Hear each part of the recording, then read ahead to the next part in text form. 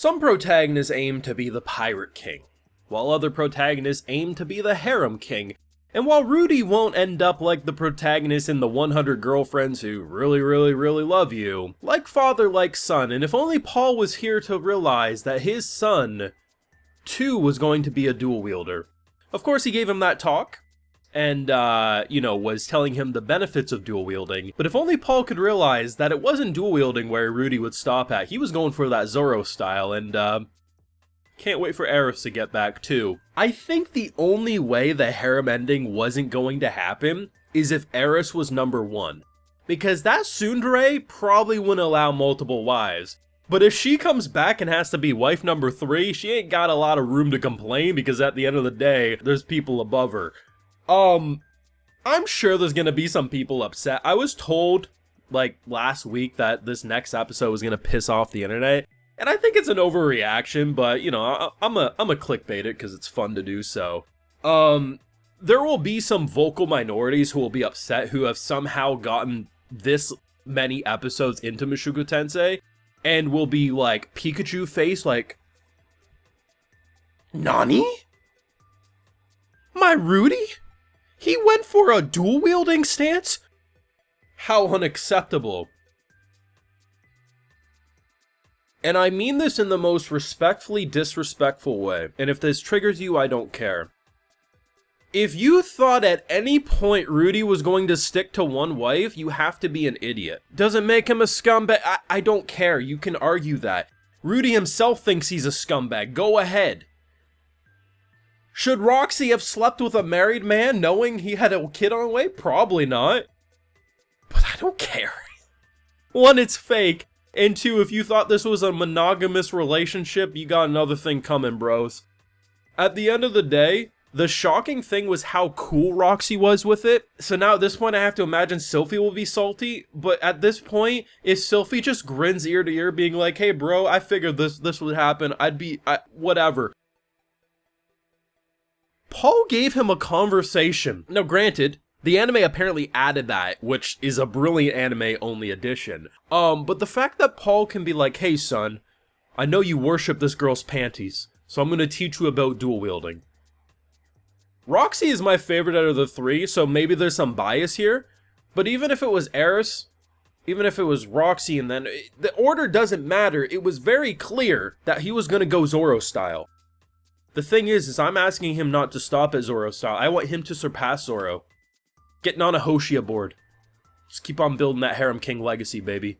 Best episode yet. Full live reactions over on Patreon. If you want to see my full uncut thoughts, it's over there exclusively. This was actually a legitimately great episode. Definitely a little questionable in certain ways. Like, I thought I was expecting this is how it was going to go down. Roxy would come back.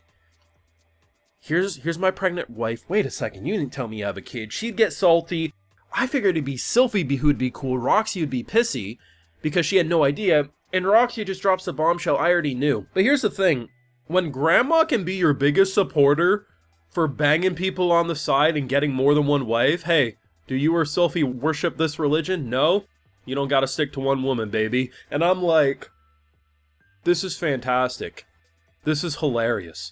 Because at the end of the day, I have seen so many shows with a Rudy level character with all these extra women, and it's like they want to commit to the harem, but they don't commit to the harem. And it can be infuriating because it's like the author wants to, it's just like dragging it on. And this is like an author who's saying, listen, you're probably going to disagree with the majority of characters' actions. A majority of Paul's life, I disagreed and thought of him as a shitty person at times. But Paul's death was impactful because he legitimately cared about where his character went. Rudy has made some questionable ass decisions, and I think the fact that this episode starts off with him feeling no different than his first parents' groups of death, and even though Zenith is technically alive, I mean, she's essentially a vegetable, can you really call that living? The fact that he considers himself shitty, and throughout this episode, he considers him a piece of shit, but man gotta eat. I don't even care if this triggers, because at the end of the day, this shit's fake. This ain't a real reality thing. Your life is not gonna change because Rudy bangs multiple people and gets married to multiple people. If you want to have a one-on-one relationship with someone, go ahead and do it. The number of people who watch serial killer documentaries for fun aren't actually serial killers. So the same thing applies, that just because you like a harem ending, it doesn't mean you technically want to go cheat on your own spouse. It's like common sense, people. But common sense ain't as common when everyone has access to unfiltered internet. But when you look at the history, for Roxy, it's not like she was in love with Rudy since he was a kid. She fell in love with that labyrinth, and her whole thing was like, her whole like romantic idea for love was someone saving her in a labyrinth in this heroic way. In fact, she admits, I couldn't stop looking at your face. Rudy's worshipped this girl since he was a kid. He made a goddamn panty. I would not be shocked had he not ever reunited with Roxy if Sylphie opened up a cabinet one day and saw the panties on display. That's who we've been dealing with as an MC. Now, does he have some respectful moments? Of course. But Rudy's a questionable guy with some questionable behavior, and you should assume as much. But like I said, had Eris been the first girl, I don't think this would have ever happened. I think Eris would have killed a bitch. I just think Eris doesn't have any room because she left without properly explaining herself, and even though she clearly still loves Rudy, she's got another thing coming. Though it would be funny if Rudy actually did surpass 3 and Eris became like number 5 or something. I don't know, I'm having fun with this episode, man. It's just like, on one hand, it's just hilarious because you don't actually expect it, but then like I'm always assuming it's gonna happen, but when it finally commits to it, and because as soon as she locks the door, you're like, she's probably gonna take a ride on that train. And the fact that Rudy at no point's like, hey, I got a wife, it took him until that campfire sit down, and she's like, yeah. But here's the thing, she was actually willing to hurt herself. Okay, you can make the argument, she still slept with a married man despite knowing she couldn't have him. Whatever, have your opinions on that. At the end of the day, though, she actually wasn't trying to break them apart. It was just, you know, at the end of the day, this is a world that clearly people gonna be banging people, and, you know, do they come home to their wife? Who the hell knows? At the end of the day, this is to be expected. The order was debatable. How people would react was debatable.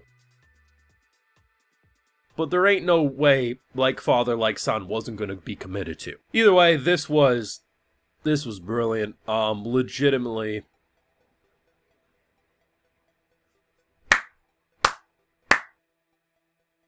The only way this gets better, my boy Rudy comes home. She's pregnant, or the baby's here. Freaking Eris is standing there too, and they all have to collectively agree in the moment to make that a quad. I don't know, I probably triggered a lot of people with this episode. I don't care, man. This was fantastic. The Zoro style is gonna happen, just currently we're doing the Paul style for now.